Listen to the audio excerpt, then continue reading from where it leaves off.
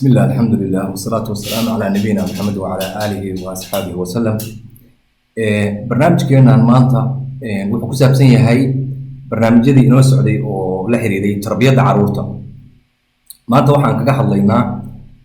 arrin loo yaqaano khalkhalka shakhsiyadda ku dhaca ama se halaaga ku dhaca qofka shakhsiyadiisa uu shaki ka galo ama cuqdada ku dhacda shakhsiga. taasoo afka qalaad lagu yiraahdo identity crisis. waa arrin jirta dadka Soomaalidana aad ugu badan dhexdooda magaranaysaa kuna dhacday waqtiyo badan waxayna la socotay xaqiiqatan burburka ayay la socotay. arrintan marka waa arrin u baahan qofka ilmaha tarbiyadaynaya inuu il gaar ku hayo oo ilmaha uu ka dhiso xagga shakhsiyadiisa si uusan qofku shakhsiyadiisa uga qaadin wax cuqdada uusan uga qaadin. waana arrin halis ah oo qofka ka hor istaaga horumarka nololeed iyo inuu mustaqbalka qof muqdara oo wax qabsada uu noqdo. arrinka xogaa waa ku yar dheeraan doonaa waxaana idinla wadaagi doonaa isla barnaamijka dhexdiisa muuqaal 1940kii la sameeyey oo ku saabsan caruur Afrikaan ah oo madow ah oo aad u yar magaranaysaa nin professor uu ku sameeyey isaga oo weydiinayay su'aalo waa daawan doontaan muuqaalka. wuxuu weydiiyey wuxuu soo kaxeeyay caruur dhalinyaro oo yar 4 jir 5 jir ah 6 wixii ka hooseeya oo madow ah. dabadeed wuxuu soo qaaday 2 bombolo oo midna tahay madow midna tahay cadaan hadhow inuu sharxi doonaa. ilmihiibu marka wuxuu soo fariisanayaa kursi kadibna wuxuu weydiinayaa labadan bombolo midda cad iyo midda madow teebaa foolxun. ilmuhu waa daacad beena ma yaqaan runtuu yaqaana. ilmihii madowga ahaa isaga oo madow ayuu wuxuu tilmaamayaa in tan madow ay foolxun tahay. kadib wuxuu weydiinayaa labadan bombolo teebaa qurux badan. kadib wuxuu tilmaamayaa in midda cadaanka ah ay qurux badan tahay. waa wax psychologically qofka maskaxdiisa dhex gala caruurnimada marka aynu nahay uu qofku aamino. laakiin labada midab qurxooni ma jiro. madowguna wuu qurux badan yahay cadaankuna wuu qurux badan yahay. labadana ilaahay baa abuuray waxayna ka mid yihiin aayaadkiisii ka mid yihiin. sida aynu afaf kala duwan ugu hadallo baa ilaahay wuxuu inoo sameeyey sidoo kaleeto midaba kala duwan oo dadka qaar ba ilaahay midab uu abuuray oo isku mid kama dhigin. waana xikmad mana aha wax xun oo waa wax wanaagsan. sida maaragtay midabada dooqa qof baa madowga jecel qof baa cadaanka jecel qof baa buluug jecel qof baa guduud jecel qof baa wuxuu jecel yahay maaragtay midabka ciidda weyn wax mushkila ma laha taasi. midab waa midab. marka haddii laakiin dadka maqaarka laga qaado hoostooda waxa loo tigayaa wax isku mid ah. kaliya waa isku mid, beerku waa isku mid, lafuhu waa isku mid, dhiiggu waa isku mid. waxaba yaraatay kala duwanaansho ah oo ay leeyihiin ma jirto. laakiin maqaarkaa koreeto oo midabka waa lagu kala duwan yahay. arrinka marka cuqdada ah oo identity crisis la yiraahdo oo caruurta gala ayaa waxaan rabaa inaan gadaalka dambe ku sharaxo sababaha ilmaha qaabka looga dhiso uusan cudurkaasi ugu dhicin. waayo marka ilmaha cuqdadani gelayso ma aha wax la dareemi karo waalidku dareemi karo. ilmaha laftigiisuna ma aha wuxuu dareemi karo. sababtu maxay tahay? caruurtaas tijaabada lagu sameeyey oo boombalada madow yiri waa qurux badan tahay waxaan leeyahay waa fool xun tahay. tan cadna yiri iyada maaragtay qurux badan. su-aasha kale la weydiiyey waxay ahayd labadan bombolo teebaa xun tan madow baa xun. meenis qofku markuu aamino in midabka madowga uu xun yahay wuxuu aaminayaa inuu isaguna xun yahay. waana arrin khatara. markii la yiri teebaa labada fiicanna wuxuu yiri tan cad baa fiican bay ku jawaabeen kulligood si saf mara. aad baa marka loogu shoogay oo loola yaabay oo waalidiintood weliba ay ugu noqotay mucjiso. innaga laftigeena caruurteena haddaynu saa ku imtixaano saas wey bay ku jawaabayaan si lamid ay ku jawaabayaan. waayo caruurtu waa daacad. isagu sida dadka waaweyn isma dhahaayo qofka su'aasha ku weydiinayo sida ay tahay ama sida qofka kale jecel yahay ugu jawaabo. maadaama adi aad madowdahay midda madow isxijiyo waxaad tiraahdaa tanaa fiican ku dhin isma dhahaayo ilmuhu. laakiin deegaanka ku hareeraysan hadallada dadka waaweyn ay ka maqlaan oo korinaya telefishinada waxa ay ka daawadaanin arrimahan maaragtay la xiriira cunsuriyadda waxyaabaha la yiraahdo iyo kala duwanaanshaha midabka. ilmuhu intaa waxbuu absorfate garaynayaa maaragtay oo ku dhacayo uu weel garaynaya. waxaasoo isu urursaday baa waxa uga soo dhaxbaxaya in midabka cadaanka ahi uu ka wanaagsan yahay midabka madowga ah. arrinkaas marka waa arrin khatar ah haddii ilmuhu uu sidaa aamino. waxyaabaha cajiibka waxaa ka mid ah anugu aanan la yaabin laakiin dad badani la yaabo. dadka Soomaalida aqoon darrada in haysata gabdhaheena iyagoo ilaahay qurux siiyey oo aad yaabayso gabadhu siday u eg tahay iyo quruxdeeda midab maariina leh ama madow leh aad u qurux badan yaa waxaa lagu ibtileeyey in kulli kalarka cad la wada mariyo dayaana inta la ismariyo midab cad la yeesho gabdhaha marka qaarkood aa weydiiso waxay ku dhahayaan wiilashii baa sidaa raba wiilashii laftigoodii baa waxaa aaminsan yihiin oo ku barbaareen in midabka cad gabadha cad ay ka qurux badan tahay gabadha madow waana khalad waa arrin khalada gabadha cadna waa qurux badan tahay gabadha madowna waa qurux badan tahay midabka madow wuxuu qaba ma jirto labadaba ilaahay baa abuuray waqtilaafa alsinatakum wa alwaanakum waa aayaad ilaahay in midabkiinu iskhilaafsan yahay oo kala duwan yahay mucjisaadka ilaahay bay ka mid tahay midnana lama caayin midnana lama ceebayn midnana lama oran midka kale uu ka fiican yahay ictiqaadka marka ilmahaaga waa inaad geliso waana ka hadli doonaa qaabka loo gelinayo arrinkan marka sidee ku dhashaa taasaa waxaa la rabaa in la isweydiiyo caruurtan tijaabada lagu sameeyey qofna waalidkiis kumuu oran caddaankaa wanaagsan oo madowgaa xun ama caddaankaa qurux badan oo madowgaa fool xun cidna kuma orin oo waalid sidaa ilmihiisa ku dhihi karaa ma jiro laakiin sidee ku dhalatay waxay ku dhalatay siyaalo fara badan bay ku imaanaysaa waxay ku imaanaysaa ilmuhu waxaa jira maraaxil uu midabkiisa isweydiiyo baaritaanada la sameeyey waxaa la caddeeyey ilmaha xoolka ku jira oo 3 bilood keliya jira wuu kala yaqaanaa midabka dadka qofka caddaankaana wuu yaqaan qofka madowgaana wuu yaqaan horta garashadeeda waxaynu yeelanaa 3 bilood cuqdada marka midabka laga qaadana goortay samaysataan idin sheegaya waxay samaysataa ilmuhu markuu 2 sano jiro 2 sano marka uu jiro haddii dhegihiisa ay ku dhacaan ama uu arko gabar iscadaynaysa oo madow uu dareemaya wuxuu halkaa ka fasiranayaa sababta ay midabkan cad u raadinayso oo jirkeeda u xoqayso in madowgani xun yahay inuu isagu wax xun wato uu dareemaya 2 sano jir bay ku bilaabataa hadduu ku weynaado saa ku barbaaro dhammaanteen sida aynu ugu soo barbaarayna khatar bay leedahay laakiin waa wax qofku iska saari karo waxyaabaha marka adhanta tikrayska ah midabka keliya kuma saabsana tusaale ma soo qaatay ma aha midda kaleetana muuqaalka aan idinla wadaagayo oo baaris cilmiyeedka 1940 la sameeyey baa ka hadlaya midabka inkastoo waxyaalo kaleetana ay ku jiraan waa daawan doontaan waxyaabaha kaleeto oo la xiriira waxaa ka mid ah jinsiyadda inaan Soomaali ahay haddaan cuqdad ka qaado waxay ugu dhacayaa adhanta tikrays khalkhal iyo cuqdad baa waxaan ka qaadayaa jinsiyadeyda aniga waxaan xasuustaa waqti ay nagu dhacday waayadii aanu Yurub nimi oo Soomaaliya dagaaladu ka jireen dadka caddaanka markay na weydiiyaan yiraahdaan isku diin baa tihiin oo isku dhaqan baa tihiin oo isku midab baa tihiin oo isku wax walba aad wadaagtaan maxaa isu dagaalaysaa ummad intaaba idinkaga duwan baa heshiisa jawaab marka aad u weydo dadka gaaladana waxa caado u ah caddaanka hadduuba ku arkaba oo sida isaga soo warbaxdaan salaanta hadalka ku xigaa waxa weeye where you come from xagee baad ka timi Soomaaliya marka inaan idhaahno cuqdad baa naga gashay dal burburay baaba'ay jawaabteedu marka waxay noqon jirtay anu runtii xoogaa waan yar roonaayo dadka ku adkaystaan ahaan jiray waxaan dhihi jiray ma sheeganayo qola aan anu dhalan I'm from Ethiopian kay I'm from Sudan qoliyaha aanu egnahay baan isku lamaanay jiray waaga dambe intayna barteen bay waxay yiraahdeen wadanka waxa la yiri intaasoo Soomaaliya joogta kulligiin Ethiopian baa wada tihiin mucjisay ku noqotay marka maxaa kalifa inaan ka cararo sababtoo ah Soomaalidii baa waxa loo tiriyay wax xun dhalinyaraanu ahay wixii baanu ku barbaar waxa xun marka nina ma rabo berigi hadda burcadbadeedu soo baxday baa arrintii soo noqotay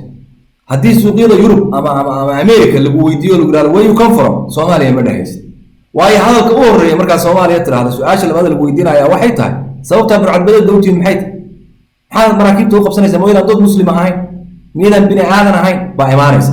waxay noqotay marka in adhanta tikrays lagu dhaco inaan jinsiyadeedii ka cararo ilaa hadda dad baa qaba oo aan ogolayn inuu sheegto Soomaali caruuraha qurbaha ku koray baa ka mid ah caruur badan la sheekaystay waxay wadanka ay joogaan bay sheeganayaan from Sudan buu kulay hooyada iyo aabahay baa waxay ka yimaadeen Soomaaliya miyi kuwan ka dhaadhicin kari waay war hooyadaaba ah oo aabahaaba ah ma jirto arrinkan marka waxa la rabaa gabagabadii baan u dagaaya ilmuhu maraaxil baa jirta oo maro maraaxil baa jirta sanado waxa jira marka uu jiro markuu yar yahay 3 sano markuu soo gaaro 4 sano inuu kalarkiisa ku weydiiyo sababtaan madoobahay maxay dadkaasi u cadiyeen halka ka muuqdo markaas waxa la rabaa inaad jawaabta saxda ah siiso waxaad ku oranaysaa adigana Ilaahay baa sidaa ka dhigay madowga ah waana qurux madowga waxyaabaha madowga ku fiican yahayna waxa kamid ah dadka caddaanka ah sanad kasta waxay aadaan Itaaliya iyo Spain caruur aan ugu dhalay baan ugu sheekay oo maanta ma sha Allah waxaan tijaabiyay sideedaba waxyaabaha tarbiyada caruurta aan ka hadlo ma aha waxaan buug ka akhriyo waa wax aan tijaabiyay practice gareeyay ku dhaqmay maxsuulkeeda arkay marka farsamooyinkii baan idiin sheegaya waa inaad ilmahaaga waxaan xasuustaa beri aan xanaano caruur oo ilaa 9 caruur ay dhigtaaneen 3 caruur oo Soomaaliyeed oo madow ay dhigan jireen su'aalahaas la weydiiyay waxaan kaga baxsaday oo ugu jawaabay intaad markaa tagto xanaanada berrito gabadha ugu active-sanayd gabadhayda su'aalaha aad ii weydiin jiray way gabdhuhu badanaa jirkooda mashquul bay ku yihiin waxaad ku tiraahdaa sanad kasta hooyadiin iyo aabihiin maxay idinku dhigaan Spain oo intaasoo kun oo lacag ah oo soo khasirtaan hadday kugu yiraahdaan qorax baan soo qaadanaynaa saanu u noqono kafee oo midabkaygu u madoobaado marka waxa ogaataa inay midabkaaga dadka kale lacag ku raadinayaan oo midabkaagu midab qaali yahay aan la heli karin oo ilaahay ugu shukrido waagi dibata waytiima waxay tiri goortii arrintii bay ula tagtay way weydiis waxay yiraahdeen waa run saasaan u aadnaayo maaragtay qoraxda ugu dooranaayo wadamada u tagnaa markaas waxay ku yiraahdeen adiga laakiin uma baahni qorax uma baahni midab fiican baa leedahay ilaahay ku siiyey waa naga wanaagsan tahay carabta cadaanka hayado iyada la leekeed iyo naagii hayay baa sidaa ku dhahaya farxad bay galabtii la soo noqotay arrintii bay iga sheekaysay maalinta bato waytiima waxay tiri timaha kana waxay leedahay gabdhaha xanaanada ila dhigtay 4 jirrada timo dhaadheer oo halka joogay oo cad oo beyond anigana waa jareer madow waxaan ku yiri kuwaaga hadii dhagax la soo qaato dhagax baan soo qaato ku fiiri oo dhagax lagu dhufto dakhar ma ku gaarayo waa adag yihiin dhagax saas isaga tuuraya kuwooda hadii dhagax lagu dhufto meesha waa dilaacaysaa waa timo jilicsan dhiig baa ka imaanaya ilaahay wuxuu kuu siiyey maaragtay protection ahaan badbaado adag maxaa timaha waxay qabaan ma jirto saliid mari shanlay waa qurux sidii bay aamintay ilmuhu waa ku aaminaya marka uu sheegto marka ilmahaaga waa inaad ka dhaadhiciso arrinka kaleeto oo Soomaaliya dhibaatada ka jirta waxa kamid ah dadkan hadda Soomaalidu ay xaqirto ama sideedaba qabiilka Soomaalidu ay soo yeesto iyo laandeeraha waxa la yiraahdo iyo oo tira badnida ku xiran iyo qabiilkee dagaal galay iyo qabiilkee dagaal hebel ka adkaaday iyo qabiil ka fiican iyo fikradaha noocaas laftigooda caruurtu waa xambaaraan caruurta badanaa guryaha shayga qabiilku waa abstract ma fahmaan waxaan sidoo isu haysto iyo marka ay xogaa soo yaqaan gaaraan ama marka ay yihiin baaba lagu bilaabaa nin aan saaxiib nahay oo wuxuu yahay dadkan la yiraahdo madhibaan ama gabooyada la yiraahdo baa wareystay waxaan ku iri waa markii kuugu horeysay oo aad ogaato inaad madhibaan tahay goormay ahayd dadka waa la sheekaystaa waan wareystaa wuxuu igu yiri markii dugsi quraanka la yigii 6 jir baan ahaa hooyadii saxada la yiraahdaa wuxuu igu yiraahdeen midgaan baa tahay caruurtii hooyaan ku noqday waxaan ku iri hooyo waxaana lagu caayaya leeyahay qabiilkaas aad midgaan baa tahay maxaa ka jira arrintan aniga midgaan baan ahay dhibaatada meeshii ka imaanaysaa idin sheegay wuxuu yiri waxay ku tiri marka hooyo midgaan baan dadkanina wayna xaqiraan wayna caayaan wayna yasaan waxaasayna ku yiraahdaan wuxuu waan isku naxay waa show hal mar baa waxa igu soo dhacday yaa markaa saara waxa kan lagu sheegayo iyo qabiilkan iyo maxay islaantaaniba ku dhashay aniga boos bay ugu dhacay dhibaatada marka waxay ka timaadaa waxaa la rabaa dadka madhibaanka ama gabooyaha laftigooda caruurtooda inay ku barbaariyaan oo u sheegaan qabiilka waayo way ka baqaan wuxuu yiri ma jiro reer madhibaan ah oo ilmihiisu markuu yar yahay ilmaha qabiilkiisa u sheega dad kale aanu ka maqlaabi iyadoo hadhow nala ku caayayo baan aragnaa laakiin guriga lagama hadlo waa arrin xaaraama in laga hadlo qoladayada la sheego waa khalad absolutely waa khalad qabiil ka fiican ma jiro ilaahay baa wuxuu leeyahay inna jacalnaakum shucuuban wa qabaa'ila ilaahay baa qabiilka ka dhigay adigu qabiilka aad tahay ma aadan dooran ilaah baa kuu dooray magaca aad la baxday lama aadan bixin waalidkaa baa kuu bixiyey midabka aad leedahay ilaah baa ku siiyey ma aha inaad mid kaleeto raadiso kaa ilaahay ku siiyey waa inaad ku qanacdo ilmahaagana ku tirbadayso marka waxa la rabaa dadka laftigoodu caruurtooda inay ku yiraahdaan markay yar yihiin 4-5 markay jiraan inay yiraahdaan qoladaasaa tihiin dad kale inuu dhex deganahay dad caaya baa jira dad wanaagsanna waa jiraan oo aan magacayna ugu caayin shakhsiyadiina lama xumayn karo ilaahay baa sidaa idinka dhigay iyagana ilaahay baa qoladan ka dhigay idinkama fiicna haddaad wax barasho gasho aqoon yeelato dhakhtar noqoto cid ku hor istaagi kartaa ma jirto haddaad taqwo yeelato oo walaad noqoto oo diinta ilaahay barato cid kaa fiican ma jirto waaba intii la rabay wax macnaa uu sameynaayo male caruurta markay 6 jiro 5 sano jiraan 7 sano jiraan 8 sano jiraan 9 sano 10 sano waa inay ku wadaan hadhow isagoo identitygiisu qawi yahay shakhsiyadiisu buu caruurta u tagayaa marka ay midgaan yiraahdaan wuxuu leeyahay dhageyso adiga ma qolada aad tahay ma ilaah baa kaa dhigay ma jarteenkan hawiyahan daaroodkan isaaqan maadaa doortay mise ilaah baa kaa dhigay anigana ilaahay baa gabooyo ma dhibaan iga dhigay waana ku faraxsanahay waana ku faanaya raalli baana ka ah igamana fiicnid waxa igaga fiican tahay ma jirto hadhow isaga ilmuhu doodaya shakhsiyad adag yeelanaya hadalkuna hoos u dhigi maayo laakiin haddii laga qariyo ilmaha mushkilad bay keenaysaa midabka markuu weydiiyo hooyay naga dhaaf haddaad tiraahdo dhibaatay keenaysaa ilmaha waa in lagu barbaariyo waa in loo sheego waxa uu yahay ku kuwa ma dhibaanka waa in loo sheego kuwa qabaa'ilka kale taa waa in loo sheego qoladaasaa tahay ilaa wixii waa wax society ku dhex jiro oo sugaaya ceebna ma aha ilaahay baa kaa dhigay qolo ka fiican ma jirto reer aad ka fiican tahay ma jirto haddii qaabka dadka loo barbaarin lahaa mashaakilaadka in haystaan ma ay yimaadeen marka waalidiinta waxaan kula talinayaa caruurtiina markaa xanaanooyinka u diraysaan marka ay guriga joogaanin inaad midabka kala hadashaan sida aan gabadheeda yar ugu sharaxay inaad ugu sharaxdaan madowgu waa wax fiican ilaahay baa abuuray waa qurux maariin baa tahay gabdhaha especially wiilasha sidoo kaleeto waa in loo sheego markaa qofku wuxuu ka qaadayaa shakhsiyad wanaag iyo inuu naftiisa u arko wax wanaagsan haddii kaleeto uu qofku naftiisa cuqdad ka qabo uu isu arko inuu xun yahay sida caruurta hadda muuqaalkooda aad daawan doontaan wuxuu u qaadanayaa weliba inuu xun yahay qof cuqdadaysan oo cuqdadi ku jirto oo isu arka inuu xun yahay oo laga fiican yahayna weligii wuxuu ku jirayaa stress iyo depression iyo culays maskaxdiisa saaran iyo inuu isciilkaambiyo uu ku jiraayo intaasaan hadalka kusoo gabagabaynayaa dadaal baa laga rabaa waalidka waa inay hadda bilaabaan caruurta 4 sano jira 5 sano 6 sano 7 sano waa inay midabka intay la fariistaan kala hadlaan u sharaxaan midabkiisu inuu midab fiican yahay waxaa kaloo khalad ah ma aha inaad ku tiraahdo cadaanku waa xun yahay ama waa fool xun yahay waa inaad tiraahdo midabka cadna waa fiican yahay midabka madowna waa fiican yahay kaaguna waaba heer sare ilaahay baa kuu dooray lamaba heli karaba wax aad ku doorsatana ma laha waana qurux sidoo kale soomaalinimada in qofka ilmaha laga dhiso la yiraahdo Soomaali baa tahay ilaahay baa jinsiyadaada marka qabiilka kor looga baxo ka dhigay sidaa wadanka fiicanna ma jiro wadanka adduunka ugu fiican baa haysataa meelaan adduunka dagaal sokeeyo soo marin ma jiro qola aan burcad badeed soo noqon ma jirto America la isku laayay Yurub baa la isku laayay dagaalada Soomaaliya soo maray dagaal ka xun soo maray wadankeenu kor buu u kacaya wuu wanaagsanaanaya dadka Soomaalidu waa dad caqli badan waa dad gabiyaa waa dad xigmad leh waa dad wanaagsan arrintiisa ilmaha sax kor u qaad shakhsiyadiisa dhis marka shakhsiyadiisa dhisto wuxuu noqonayaa qof wanaagsan intaasaan kusoo gabagabaynayaa insha Allah casharka identity-ga ku saabsan shakhsiyada ku saabsanna waa in culays xoog la saaro waalidiin badan baa weydiiyay su'aalaha aan ogahay guryahooda in dhibkaasi ka jiro waa inay culayska ku saaraan ilmahooda inay baraan midabkoodu inuu midab fiican yahay qabiil ka fiican inuusan jirin Soomaalinimada wadan ka fiican ama jinsiyad ka fiican inaysan jirin sidaasaan waxaan kaga hortegaynaa markaa gabdhaha maanta sidaa lagu barbaariyo markay soo qaangaaraan oo 17 soo gaaraanin waxaan idiin ballan qaadayaa inay dayaano marsan taa meel ku xirto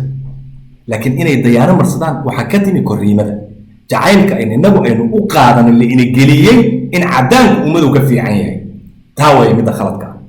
sidoo kale islaamnimadii bay gelaysaa islaamofobia maxaa keenay caruuraheena ku riday markii la yiraahdo islaamku waa terror wixii qarxaba islaamka loo leexiyo ma aha waa in ilmaha lagu barbaariyo ma aha kan yahuudigu waxbuu qarxiya midka kristanku waxbuu qarxiya kan buudaha ay waxbuu qarxiya cid aan dambi samaynin ma jirto ma aha in islaamka loo leexiyo taa laftigeeda ilmaha waa in laga dhiso inaan diintu waxaa qabin diintiisu diin fiican tahay taana waa in laga dhaadhiciyo diintii cuqdad ka qaaday maanta baraha bulshada waxaa arkaysaa dad badan oo diinta cuqdad ka qaaday islaamofobia ka qaadaan islaamka arki karinba laanna waxaa haysta identity crisis baa haysta shakhsiyadiisii diintiisii dhaqankiisii wuxuu u arkaa wax xun waa lagu barbaarin cid uu kala hadlo u fasirtana ma helin ilmuhu markuu yar yahay su'aalo badan buu qabaa markuu ilmahaagu su'aal ku weydiiyo uu si serious ku weydiiyo indhihiisa ka dareento gacanta qabo meel la fariisto u dhoola caday si tartiiba oo macaan oo xigmadaysan oo logic caruurta logic ay jeceshahay waxa caqli galka ah si caqli gal uga hadal barnaamij madowga fiican ha iska dhig tartiib u sababay sida arrinta dhagaxa madaxa oo kale tusaalaheeda dukiraada timahaygu waa adag yihiin u soo qaado si xigmadaysan oo cilmiyaysan uga dhaadhici intaasaan kusoo xiraya hadalku waa dheereeyey wabilaahi tawfiiq muuqaalkana waa daawanaysaa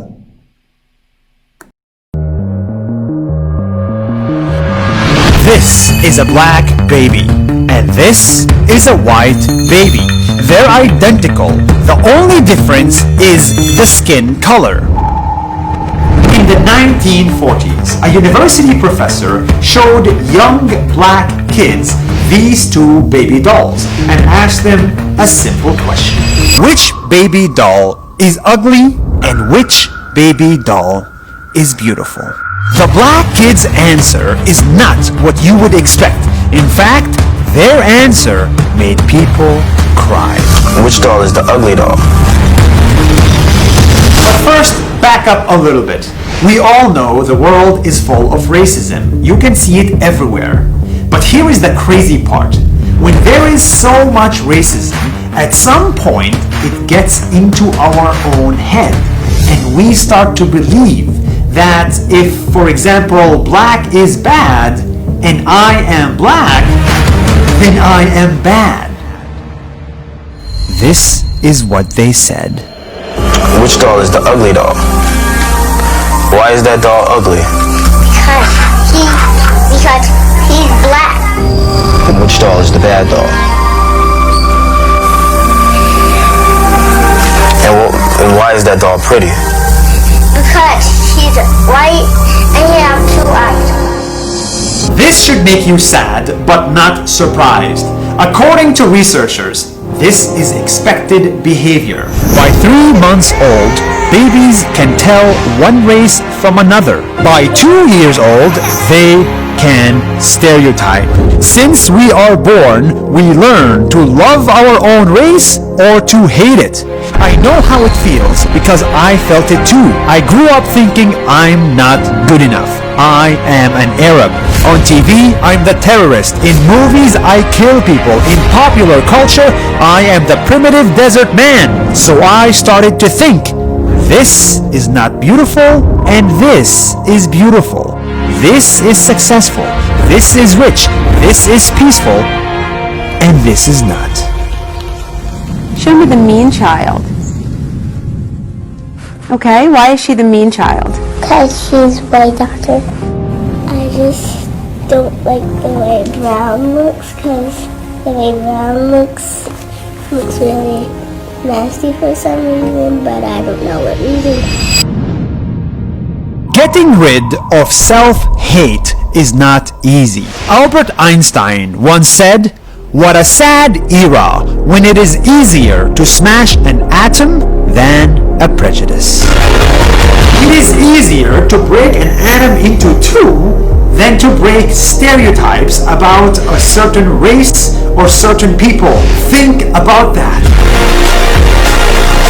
This is not supposed to be a depressing video. After that experiment was made, it was used as evidence in the Supreme Court that segregation and racism are bad. And soon after, the US Supreme Court ruled that you cannot segregate students at schools based on their race, and you cannot make people of a certain race feel inferior. As for me, it took me decades of hard work. But now I know I am equal to the white race, and billions of other people are starting to think that too.